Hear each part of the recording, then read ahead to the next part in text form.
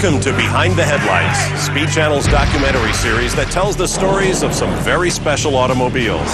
Vehicles so unique that they changed history and affected the moods and attitudes of generations. Hello and welcome to a very appropriate venue for this episode of Behind the Headlights, which features Ford's GT40 Mark IV. This is the legendary road circuit at Le Mans in France, site of the famed 24 Hours, where Dan Gurney and A.J. Foyt's car became a racing legend. When a Ford Motor Company bid to buy Enzo Ferrari's company in 1962 failed, Ford president Henry Ford II decided he would conquer the Italian racing king on the world's most prestigious automotive stage, Le Mans. What resulted was the most determined and expensive motor racing campaign ever witnessed, with a no-excuse-to-lose philosophy. In this episode of Behind the Headlights, we'll take a closer look at the Ford GT40 and see how a combination of Yankee ingenuity, British technology, and Henry Ford's determination to win at all costs made the car an international and timeless sensation. I think the thing that made it a great accomplishment, an American company decided that it was going to go to Europe and win against all the European companies, something that had never been done before. Nobody but Henry Ford could make that decision. They called it the swinging 60s. The British Revolution had hit. The Beatles and the Rolling Stones were driving teenagers wild. Flower power, hippies, and the summer of love were replacing the beatniks of the previous decade. In 1964, the first military action in Vietnam began that controversial war in Southeast Asia. On the road, thanks to cheap gas and open highways, America's torrid love affair with the automobile showed no sign of chilling. During the mid-60s in America, you had a lot of focus on kind of achieving things that hadn't been achieved. Breaking barriers, breaking records. And of course you had automobiles that were getting more and more powerful all the time. Americans were looking for an affordable, fun-to-drive personal car, and Ford had the answer. They introduced the Mustang and belted an out-of-the-park home run. On America's sports car circuits, Carroll Shelby's Ford-powered Cobra was destroying Chevy's Corvette. The 60s was a really great time. You know, we had launched Mustang at 64 and a half. We were in the process of developing a wonderful relationship with Carroll Shelby, and we were making just very exciting products at that time. Henry Ford and his management understood winning races sold cars. Win on Sunday, sell on Monday was the company edict. Ford was engulfed in a campaign called the Total Performance Program. They wanted to go after this so-called youth market. And what this led to was a advertising campaign known as Total Performance. Ford's Total Performance program was working in the United States, but Henry Ford desired victory on a much grander scale. As luck would have it, the most prominent company in racing was up for sale, Ferrari. Ferrari had been out there for years and years and years, and they had raced. They knew all about what it took to win a reliability challenge like Le Mans and similar races. Ford didn't. After several months of extensive negotiations and reportedly striking a deal with Ford, Enzo Ferrari pulled out. Henry Ford was furious and wanted to beat Ferrari at his own game. Enzo was the international king of racing, and one of his successful dominions was the most demanding race in the world, the 24 Hours of Le Mans in France. Ford wanted to go and beat Ferrari in Europe. The place to do that was at Le Mans. When you're talking about 210 miles an hour down the Strait of Le Mans, you're talking about an ordinary French country 2-lane road. When you're going 210, it looks like it's about an inch wide. This kind of speed goes on not just in the daytime, but at night with totally inadequate headlights. And sometimes it's going to be raining. Racing at Le Mans is like no other race. It really goes beyond anything that both cars and humans were officially meant to do.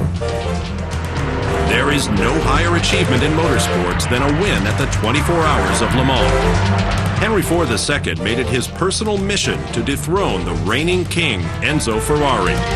Henry Ford was extremely upset. So upset, in fact, that he called in his main racing program people and pulled them into his office, and he essentially looked them all in the eye and said, "I don't care what it takes. I want you to beat that son of a." Ford initiated a blank check, all-out assault to build his own sports car.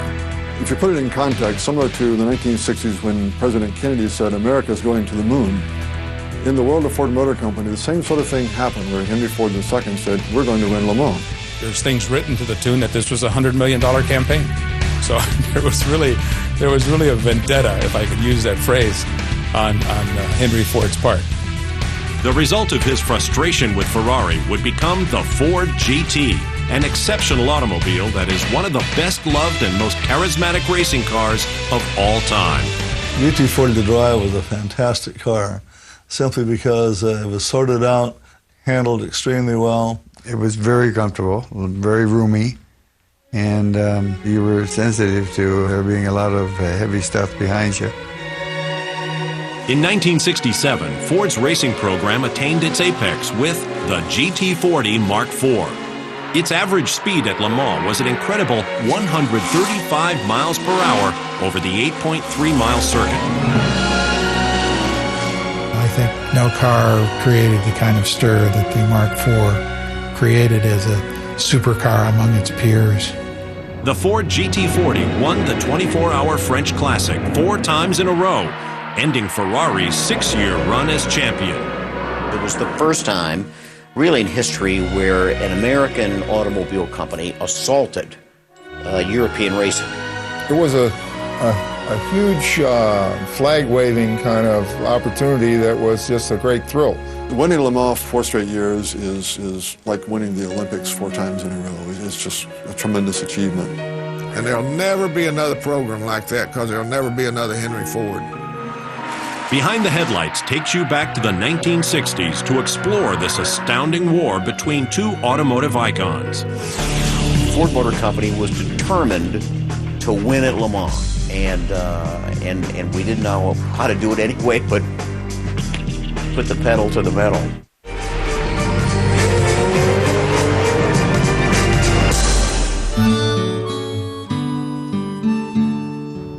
Following World War II, Ford Motor Company was in dire straits. Sales had plummeted, and the company needed new leadership and new direction. Only in his 20s, Henry Ford II was chosen to replace his aging uncle Edsel at the helm of one of the largest motor companies in the world. Young Henry proved to be the right man for the job. He quickly revitalized the company and put it back on par with Chrysler and General Motors. No American companies ever had anybody like Henry Ford that ran them. He was the dictator. Benevolent, by the way. Despite sales increases, Ford was still known primarily as the old person's car company. One written account says that in the early 60s, Ford Motor Company's image was analogous to Maytag. It was reliable but not very exciting. They wanted to capture the youth market and get away from cars that were pointed at old ladies. And racing, of course, is the best way to do that. They made a bigger commitment to auto racing than probably any other manufacturer in the world. What Ford wanted to do, Henry Ford II particularly, was have a representative at the international racing scene. And he wanted to win specifically the 24-hour of Le Mans. Henry Ford took out his checkbook and looked for a likely acquisition. Ford zeroed in on the most prestigious name in sports car racing, Ferrari. Henry Ford II sent company vice president Don Fry to Italy for negotiations with Enzo Ferrari. They were very seriously looking at it and spent a great deal of money evaluating it and a great deal of time and effort. The price was $18 million. $18 million to buy all Ferrari. And here Ford probably spent $2 or $3 million just sending people over to Ferrari to see what was going on. And the whole thing turned into a giant fiasco. Well, Henry Ford II thought he had a deal, but Enzo Ferrari is nothing if not mercurial. And at the last moment, he pulled out of the deal. When Don Fry, who had run that for Ford, came back and reported into Henry Ford II, always lovingly referred to as the Deuce, Henry said, "Don't worry about it. We'll kick their ass." It was important for their corporate prestige that they get out there and they field a car at a race such as Le Mans and win. The decision to create his own sports car was simple. However, the actual building of a Ferrari beater for the world sports car circuits was not. All new cars have developmental problems. You just don't build something and out of the box go to the pole position and win races.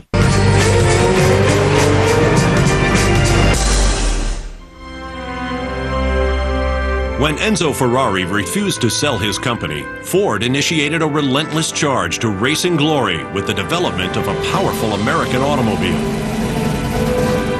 And what it led to was a massive, almost military-like campaign to unseat Ferrari's dominance in European sports car racing. The Ford Motor Company needed help to win on the world stage. The British possessed more experience and expertise at European-style endurance racing, so it was decided that the job could best be done in England. We paired with Eric Broadley of the Lola Car Company. He had a mid-engine Ford-powered car, coincidentally, that gave us a springboard to work from. Work began on the car, and by the end of March 1964, in only 7 months, the first prototype was complete. Bruce McLaren and I had done a lot of the testing on the car, sorting out initial bugs, you know, and it showed great promise. It was billed as the fastest Ford ever built. It was in keeping with the times, which was to take a fine chassis, usually British, and put a big honking American motor in it. The Indy engine's 256 cubic inches put out 350 horsepower at 7,000 RPM. That was considered to be powerful enough to send the GT down the straight at Le Mans at over 200 miles per hour. There was a complex network of ducts to take cool air to the disc brakes and the engine. The gearbox was the Colati transaxle, which Ferrari had been using, and it was proven to be very successful, by Ferrari at least. The wheels were Barani from Italy, and they proved to be not capable of withstanding the torque that our engine produced. At the time, the car was simply known as the Ford GT. Somewhere along the line, somebody decided that rather than simply calling it the Ford GT, they would add that 40 on it. And it wasn't the 40th in the line or anything like that. It was supposed to be based on simply how high the car is off the ground. And when you think about it, a car that's only 40 inches high is pretty low. Rarely had a car's arrival been so anxiously awaited as the GT40s. The car's first public appearance on the track was scheduled for April 1964 at the Le Mans Test Days. Scores of reporters witnessed the new Ford racer's anticipated coming-out party. Unfortunately, its debut was discouraging. 2 GT40s rolled out onto the Le Mans track. 2 GT40s crashed. The car had aerodynamic problems that proved to be its undoing. Specifically, the car had an alarming tendency to become airborne. Aerodynamic tests conducted showed the need for a spoiler under the front end of the car to combat the high lift generated by the body shape. Another spoiler was added to the rear. If I were to have a problem, that's a problem I would want to have, is my cars were so fast that aerodynamics came to be a real issue. 2 months later, on June 20th, 1964, 3 Ford GT40s entered the Le Mans 24-hour race. It looked like a good start.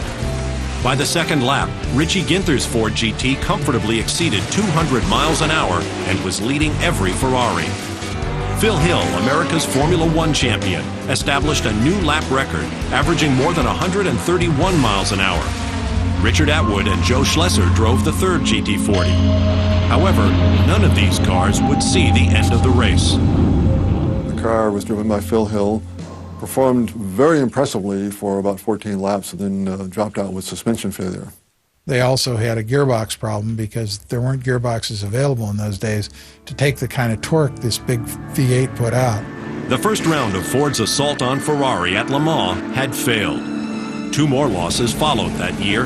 The first at Reims in France, where 3 GT40s failed to finish, and again at Nassau in the Bahamas, where both entries dropped out. The Deuce was losing patience. In the fall of 1964, he would make one of the most important moves for the GT40 program, enlisting Carroll Shelby to lead the charge. Carroll was a can-do, let's-get-it-done kind of guy, and very much like my father. And Carroll had a very outgoing personality. And I think that my father's personality and Carol's personality meshed reasonably well.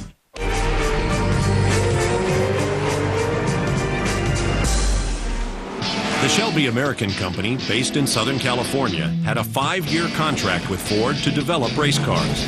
Carroll Shelby was setting the racing world on fire with his Ford-powered Cobras, upsetting Ferrari's hold on the GT class in 1964 at Le Mans. He had vast European racing experience, including a win at Le Mans in 1959 as a driver for Aston Martin.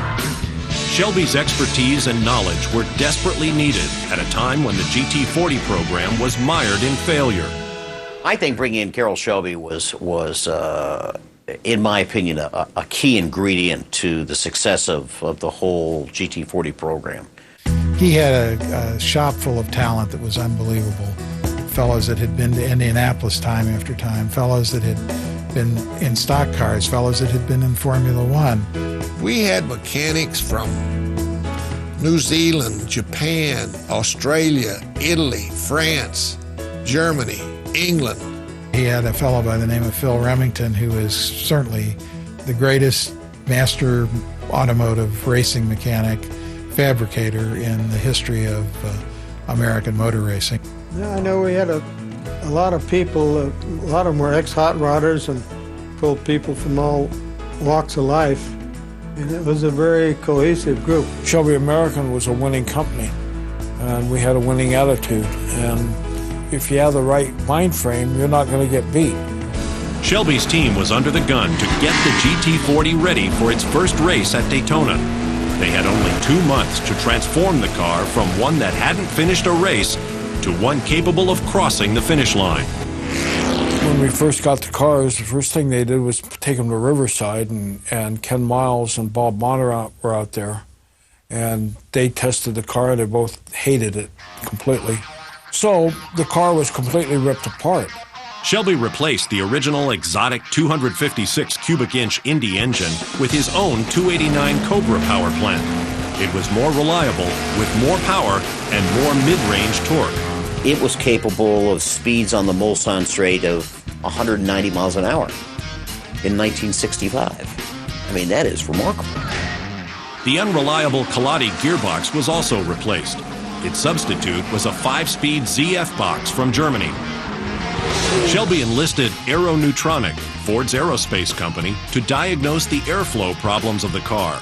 They found that the complex system of cooling ducts was not working as it should. So we went up there and molded up a bunch of exterior ducting to put on the tail of the car, trying to get more air to the oil cooler and also the inlet to the carburetor. They literally worked 24 hours a day, 7 days a week on that car. And they changed the engine, they changed the suspension, they changed the cooling, they changed the wheels, they changed the tires, transmission. The only thing that was the same on that car by the time we got to Daytona was a body. First up for Shelby's new modified GT40 was the Daytona Continental 2,000-kilometer race, a grueling 1,243-mile test of man and machine. The Shelby team was running 2 GT40s, one driven by Ken Miles and Lloyd Ruby, the other by Richie Ginther and Bob Bondurant. In the end, Shelby proved to be the difference, resoundingly beating Ferrari's P2s driven by John Surtees and Pedro Rodriguez. First race of the year was at Daytona. They won it. Second race was at Sebring. They took a second. Next race, they took a third. But this gearbox problem still persisted. In Sicily, at the demanding Targa Floria road course, the GT40 would compete with Ferrari's 275 P2 on its own turf. It was a 440-mile race consisting of 10 laps, each 44 miles long, with hundreds of tight corners. There, Ford's straight-line speed advantage meant little through the island's twisty mountain roads. Bob Bondurant and John Whitmore were the drivers. When Whitmore lost a wheel on the main straight, an enthusiastic spectator tried to make a souvenir of the wheel's knockoff spinner. Wasting precious minutes, the GT40 sat on the side of the road before Whitmore eventually recovered the wheel nut from the crowd. By now, the P2 Ferrari of Nino Vaccarella and Lorenzo Bandini had an unbeatable lead. Bob Bondurant's GT40 ended its race in a ditch at the side of the road. 2 more devastating losses for the team followed at Sebring and then again at Le Mans in 1965. One by one, the Fords lost their gearboxes. Ferrari swept the first 6 or 7 places, and Ford, again, was totally embarrassed corporately. Shelby and the Ford team would have to go back to the drawing board if they wanted to catch Ferrari. Clearly, this race in '66, when we went in full force, was very important to my father.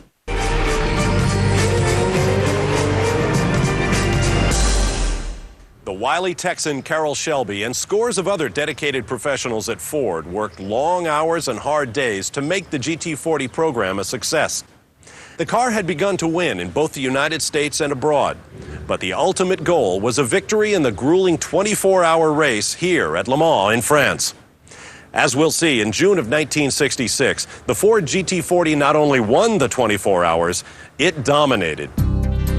After 2 failed runs at Le Mans in 1964 and 65, 1966 became a do-or-die situation for everyone involved with the GT40 program. He said, "You will win next year," you know, and I mean, he really gave us the impression that they were serious about it. Henry brought Leo Beebe, Don Fry, and I into his office and said, well, boys, here's your name tag, and our names were there, and it said Ford wins Le Mans in '66. Ford came out with an improved model in 1966, the GT40 Mark II. It had the same chassis, but a different engine. A 427 cubic inch behemoth developed for NASCAR with an incredible 460 horsepower. Now you've got this 427 cubic inch motor in this tiny bullet-like coupe. These things could go over 210 miles an hour on the straight at Le Mans. The Mark II was beefier in every aspect. It had heavier suspension, a lot more strength in the chassis. Shelby focused on keeping the engine cool by using some advanced ductwork. And they also had to improve the brakes, because what they found during testing was that the brakes were not able to withstand the extreme speeds that the car could reach and then have to come back down from. Phil Remington came up with a way to change the rotors in about 1.5 minutes. Therefore, the guys could use the brakes as hard practically as they wanted to, but we could change them. Up to that time, the rotors are on the back side of the drive flange, so we put them out on the front side so that we could change rotors pretty rapidly. Just pull the caliper out and hang it on the hook. Shelby's team also did something quite revolutionary. They actually built a dyno at Ford Motor Company where they can run an engine and transmission for a full 24 hours like it was running at Le Mans. And it was one of the earliest computer-controlled dynos. It had an engine and a gearbox. It had a robotic form of shifting. And with your eyes closed, you could hear this car going down the Mulsanne Straight. You could hear it downshift for a turn. You could hear it accelerate out of that turn. And you follow it for a whole lap, sitting there in Dearborn on the dyno. Le Mans is the most grueling international automotive competition in the world and has been the Everest of auto racing since 1923. It is 8.3 miles of rural roads, most of which are normally used by the public. Usually only a small percentage of the cars that begin the race will finish it a full 24 hours later. Le Mans 1966. Ford was there in numbers. Ford actually fielded 6 vehicles. 3 of them were under the Shelby American Racing Team. 2 of them were under the Holman and Moody Racing banner, and 1 of them was Alan Mann Racing. What Henry Ford II did, he didn't pit the GT40 against the Europeans. He pitted Shelby against Holman Moody. And they wanted to beat each other more than they wanted to win Le Mans. There was a lot of competition between them, but that was good. That made both of us better. Henry Ford II had been invited to be honorary president at the 1966 Le Mans race. As president, he would drop the French flag to start the event. Through the night, the Shelby car driven by Ken Miles and Denny Hulme ran beautifully. But the Chris Amon Bruce McLaren car suffered brake problems, and they weren't the only ones. Le Mans can punish cars in many ways. By morning, there were only 5 cars left with a chance at winning. 3 GT40s and 2 Ferrari 330 P3s. Ken Miles had the lead by several laps when the Ferraris both suffered engine failure and dropped out, thus guaranteeing the Ford GT40 a 1-2-3 finish, which sparked an interesting idea. They tried to stage a Mickey Mouse finish with all the Fords coming across the finish line together. Ken Miles, driving a Team Shelby GT40, was ordered to slow down and let teammate Bruce McLaren catch up. With Ronnie Bucknam of the Holman and Moody team finishing third, the 1-2-3 photo finish was one for the record books. Miles thought he had won, and so did everyone else. But Ford overlooked an important Le Mans regulation. There was a rule that none of them knew about in the rule book that said whoever started the race further back at the starting grid had actually traveled a further distance. So Bruce McLaren was actually the winner because he'd started further back on the starting grid than the other two cars. They blew it. The way the race was timed and judged, the wrong car won. Miles had won Daytona and Sebring in the GT40, and he would have been the only driver ever to win the 3 major races in 1 year, and got robbed. Despite the controversy, the Ford Motor Company had reached the pinnacle of racing success. Henry Ford was ecstatic. This win was tremendous. You could hear the cheering in Dearborn as well as in France. Henry Ford II was exuberant, and he kissed the drivers. At the end of the 1966 race, when we came in 1, 2, and 3, I remember staying around Le Mans for probably an hour or so after the race, basking in the glow of the victory, I would say. But now Ford faced a bigger challenge, trying to stay on top. In order to keep them there, they would unveil their greatest iteration of the GT40 yet, the Mark IV. This really was the cherry on top of the dessert for Henry Ford, because indeed his company, through the learning experience of several years, had then internally produced a car that was the absolute dominant car in endurance racing.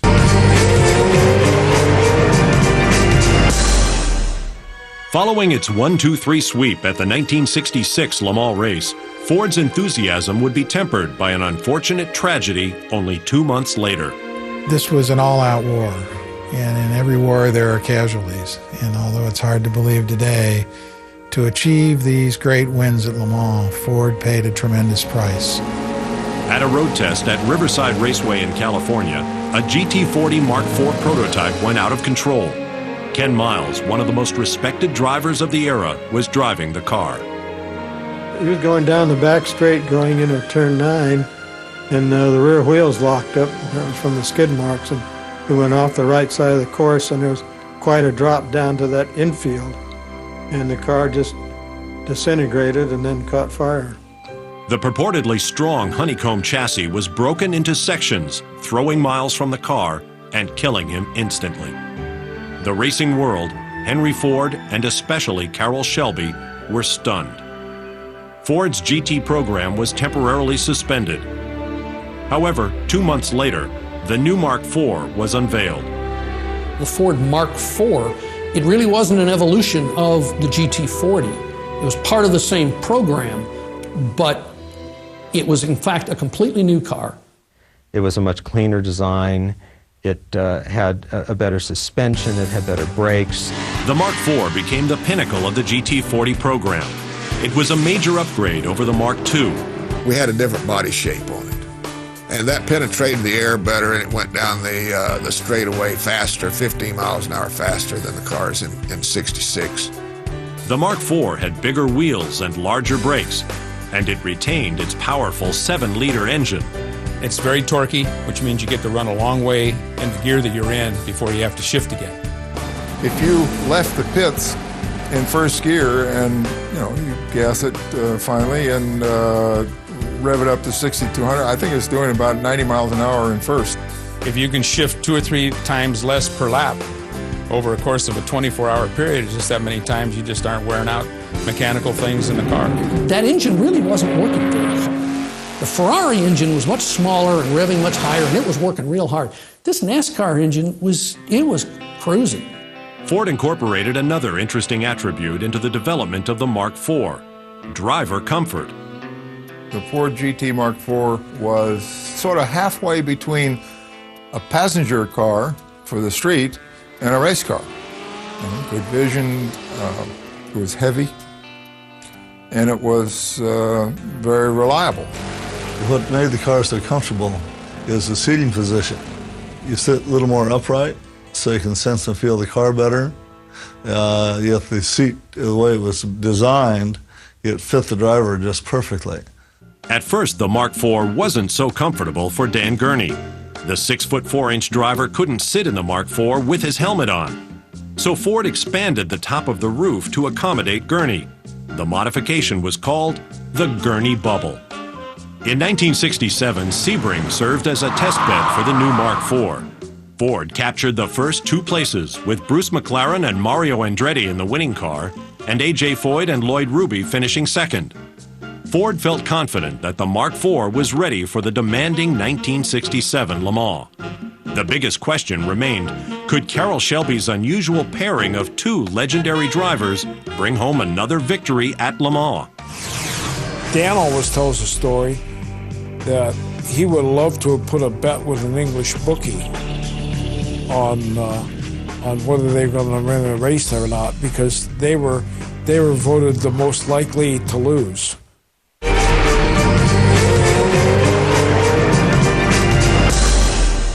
Even though the GT40 had won the most renowned race in the world for Henry Ford in 1966, there was still an air of discontent emanating from the Deuce.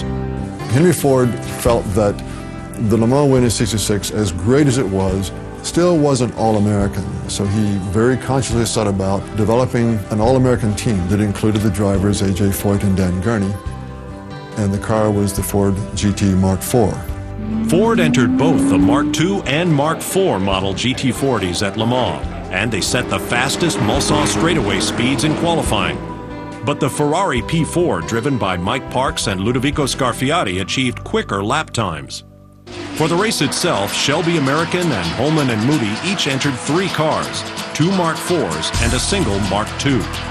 The prospect of driving Ford's new GT40 Mark IV brought together 2 of the greatest drivers of their era, Dan Gurney and A.J. Foyt. While both were fabulous drivers, their racing backgrounds were entirely different. Gurney's experience was on the world sports car circuits and as a Formula One driver. Gurney was a veteran of the Le Mans race, having had several unsuccessful goes. Foyt was an oval track driver and had just won the Indy 500 a month earlier. A.J. Foyt had no history in endurance racing. He'd proven himself, obviously, at the Indy 500 race, but that was a completely different type of race. You know, it's an oval track, and it's a much shorter distance. It was expected that Gurney and Foyt would go out and lead the race and kind of set the pace and then break, and somebody else would win the race. But they were not the pick of the litter, if I could say it that way, of all the cars that were running that year for Ford. Shelby's conservative strategy at the '67 Le Mans stood in sharp contrast to his driver's usual all-out aggressive style. Dan Gurney by then had seen me win Le Mans 3 times. I don't know whether he took notice, but you don't do it by going super fast. No matter how fast your car is, you can't drive it that fast for 24 hours, or it'll break. I never ran a lap really hard. I always had about a 4-second cushion, I'd say. And I did that purposely. The race was only the last 3 hours. You saved the car, and then you had the last 3 hours. I didn't expect us to be leading the race early in the race. I thought this would come after attrition set in and everything else. Well, by the end of the first hour, I think we were in the lead. Gurney and Foyt's Mark IV took the lead and kept expanding it. 9 hours into the race, Ford held the first 3 places. But still, no sign of a smile from the Deuce. Once again, it's clear the Fords are faster, but are they going to last? The Ferraris keep them in sight, but they can't make any great progress. Then, between 1 and 2 in the morning, the Fords hit a bad patch. Mario Andretti comes out after having his new brakes put on. The new brakes act up. Mario loses control, crashes the car. 2 other Ford team cars are following very closely. They also crash trying to avoid Mario. In a wink of an eye, 3 Fords are gone. We've got now the 1 Ford, Dan Gurney, A.J. Foyt in the lead by 6 laps, but 2 Ferraris are pursuing. Following the unfortunate accidents, Ford would now pin their 1967 Le Mans hopes on car number 1, Gurney and Foyt's GT40 Mark IV. They turned out to be absolutely terrific. They didn't have a big personality clash. They worked very well together. They communicated well, and they drove a brilliant race.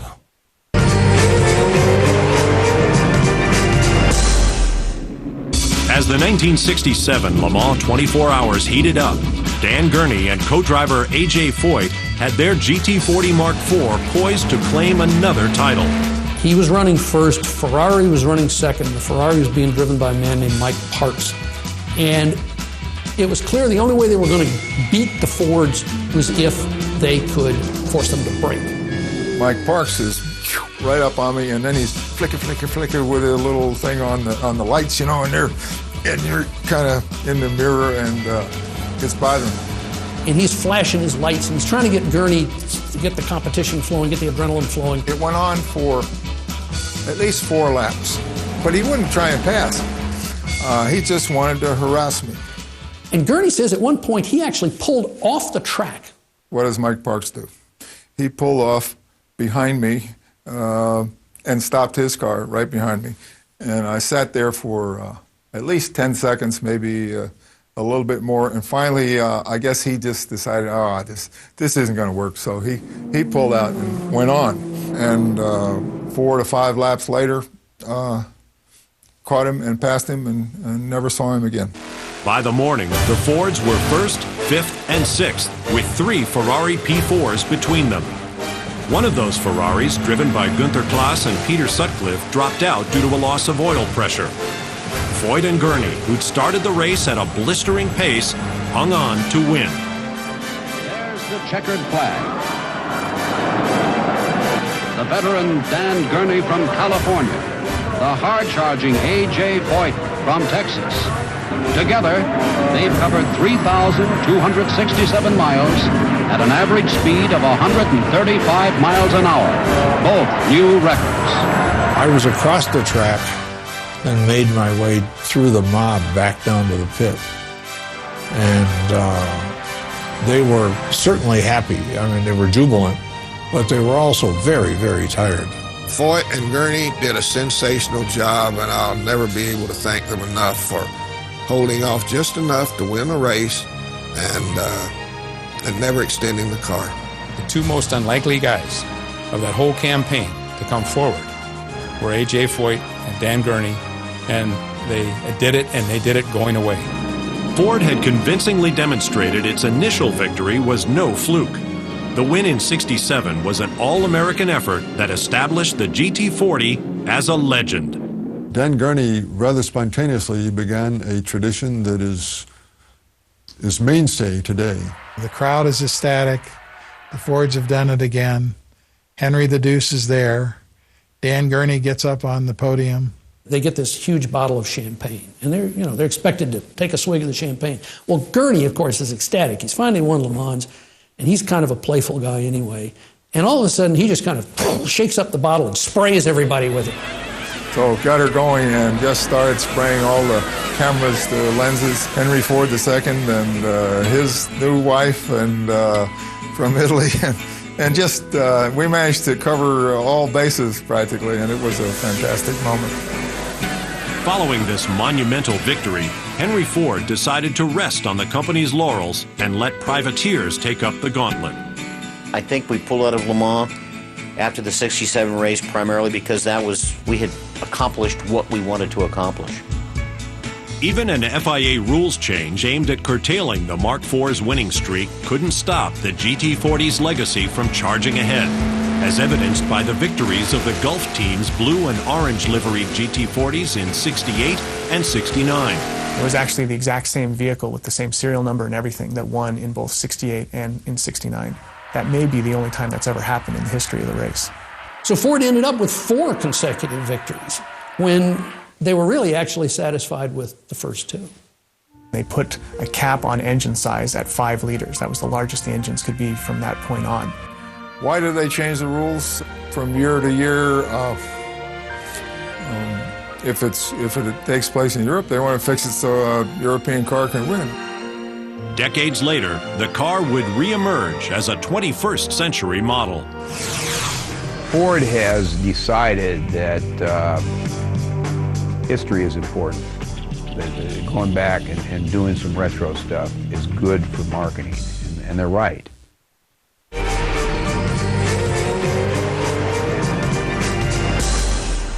To commemorate the GT40's remarkable achievement and to celebrate their centennial in 2003, Ford Motor Company announced a new road-going reincarnation of the sports racing car that captured America's heart and won the 24 Hours of Le Mans 4 consecutive years.